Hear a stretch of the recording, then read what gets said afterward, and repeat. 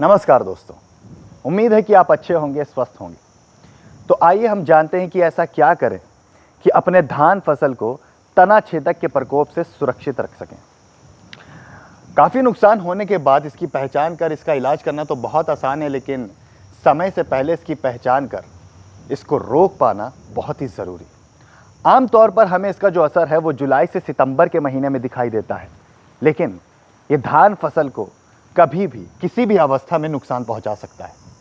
हालांकि इसके कई सारे प्रकार होते हैं, लेकिन हम बात करेंगे सबसे हानिकारक प्रकार के बारे में, जो कि है येलो स्टेम बोरर, यानी कि पीला तना छेदक। तो आइए जानते हैं कि इसकी पहचान कैसे करनी है।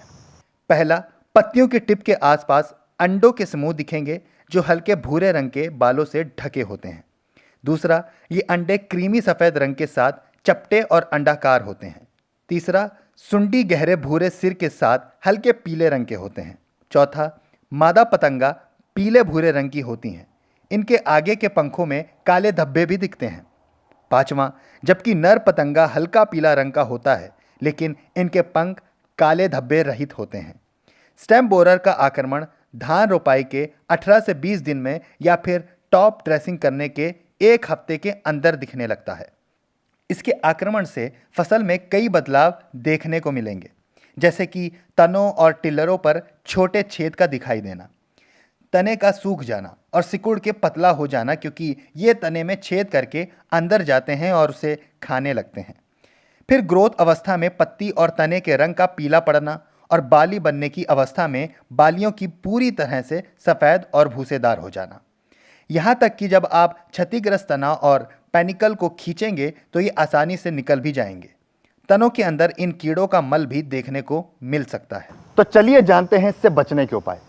खेत की समय समय पर जांच करते रहें और अंडों को हटाने के लिए रोपाई से पहले पौधों की नोक को काट दें और कीड़ों से प्रभावित टिल्लरों को उखाड़ फेंकें और फसलों को नज़दीक के बजाय दूर दूर लगाएं और खेत में लंबे समय तक पानी को ठहरने ना दें। ये तो हो गए घरेलू नुस्खे। यदि आप चाहते हैं तुरंत राहत, तो आज ही अपनाएं स्मिथ एंड स्मिथ का हेलो स्मिथ। हेलो स्मिथ कीड़े को जड़ से खत्म कर देता है। इसमें है डबल एक्शन, मतलब ना केवल कीड़ों का सांस लेना मुश्किल करता है, बल्कि उनके विकास को भी रोक देता है। हेलो स्मिथ सिस्टमिक होने के कारण फसल को अंदर से मजबूत बनाता है, मतलब जैसे ही कीड़े फसल की पत्तियों को खाते हैं तुरंत मर जाते हैं। हेलो स्मिथ इतना फायदेमंद है कि सिर्फ लार्वा ही नहीं बल्कि एडल्ट कीट पर भी असरदार है। हेलो स्मिथ में ट्रांसलामिनर एक्टिविटी होने की वजह से ये फसल के किसी भी कोने पर छिपे हुए तना छेदक को निकाल फेंकता है। यहाँ तक कि हेलो स्मिथ छिड़काव के लंबे समय बाद भी पत्तियों की सतह में सक्रिय रहता है, जिससे आपको लंबे समय तक स्टेम बोरर यानी कि तना छेदक से राहत मिलती है। आप हेलो स्मिथ के साथ साथ ट्रैकर, लावा, नोबल और डेड लाइन का भी इस्तेमाल कर सकते हैं। ये सारे कीटनाशक दवा स्टेम बोरर पर काफ़ी प्रभावशाली हैं। धान के अलावा गन्ने में भी तना छेदक का प्रकोप बहुत ज़्यादा देखा जाता है, तो ऐसे में आप इनमें से अपनी पसंद की कोई भी दवा का छिड़काव फसल पर कर सकते हैं। हेलो स्मिथ तुरंत असर दिखाए, एक भी कीट बच ना पाए। वीडियो अच्छी लगे तो लाइक, कमेंट और शेयर ज़रूर करें। साथ ही सब्सक्राइब करना ना भूलें। बेल आइकन को ज़रूर प्रेस करें ताकि कोई भी इंफॉर्मेटिव वीडियो मिस ना हो।